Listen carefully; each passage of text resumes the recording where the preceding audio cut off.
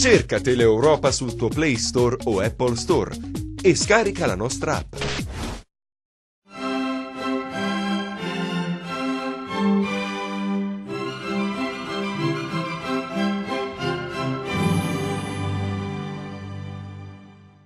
Benvenuti a Il Segno, appunti di grafologia.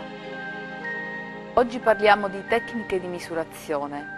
Le tecniche di misurazione sono quegli strumenti che servono per esaminare la scrittura in modo corretto. Iniziamo dalla carta. La carta è il testimone più concreto della storia dell'uomo. Su di essa scriviamo e fissiamo la nostra storia.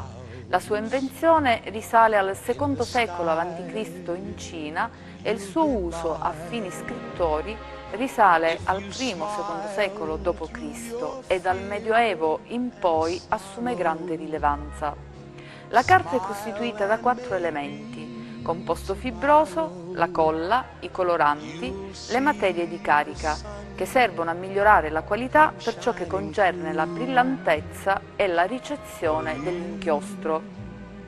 Ogni foglio di carta, visto in controluce, presenta uno dei seguenti aspetti. Carta vergata mostra una serie di linee parallele orizzontali più chiare, chiamate mille righe. Carta filigranata se rivela stemmi, scritte, figure o marchi anziché righe. Carta velina completamente trasparente non rivela tracce di linea o segno.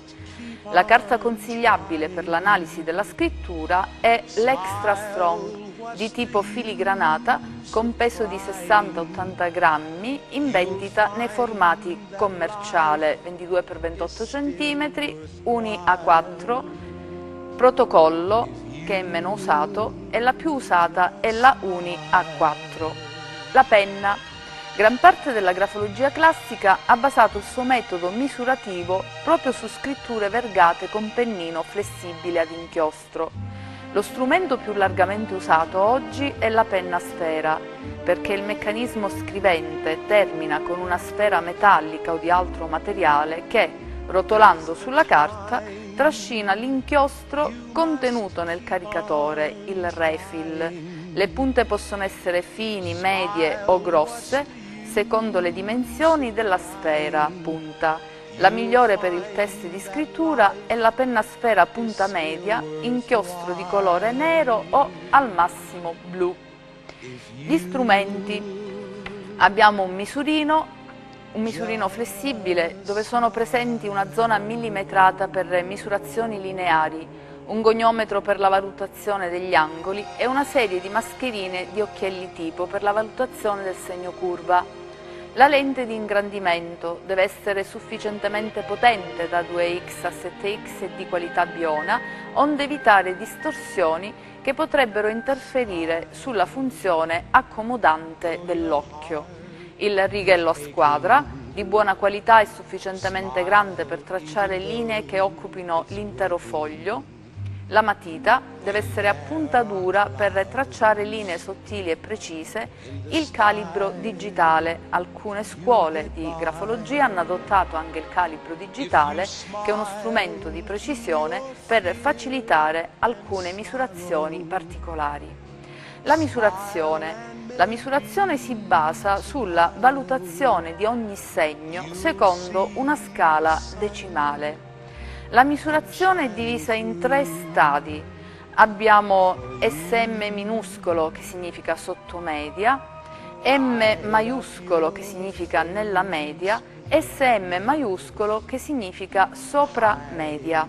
Abbiamo poi il grado 0, che significa assenza del segno. Abbiamo il grado massimo, che è 10, che è la eccessiva presenza del segno. E poi abbiamo la postura. C'è bisogno di una corretta postura, oltre all'appoggio dell'avambraccio, dell'eminenza ipotenearia del palmo e della parte esterna del quinto dito della mano scrivente, anche una comoda posizione di tutto il corpo su un sedile di adeguata distanza e altezza dal piano scrittorio. Questo naturalmente riguarda l'esame grafologico fatto dinanzi al grafologo, quindi parliamo di saggio grafico rilevato seduta stante. La nomenclatura grafologica. Materiale scrittorio. Con questo termine si intende sia il mezzo scrivente, che è l'elemento attivo della scrittura, che il campo grafico, che è l'elemento passivo. Il mezzo scrivente è il prolungamento della mano, lascia la traccia, quindi la penna. Il campo grafico può essere di varia natura e dimensione e riceve attraverso la penna l'impulso neuromotorio trasformato in tratto di scrittura.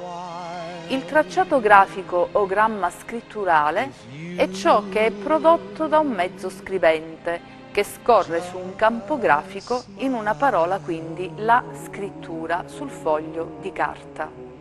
Gli spazi grafici.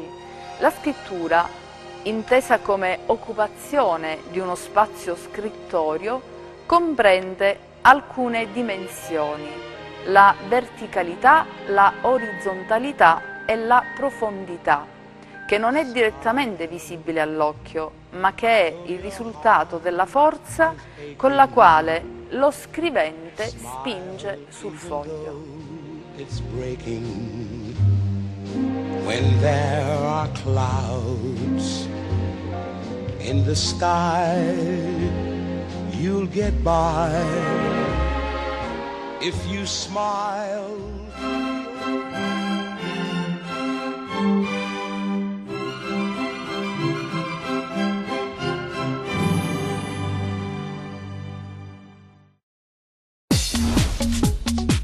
Cerca Teleeuropa sul tuo Play Store o Apple Store e scarica la nostra app.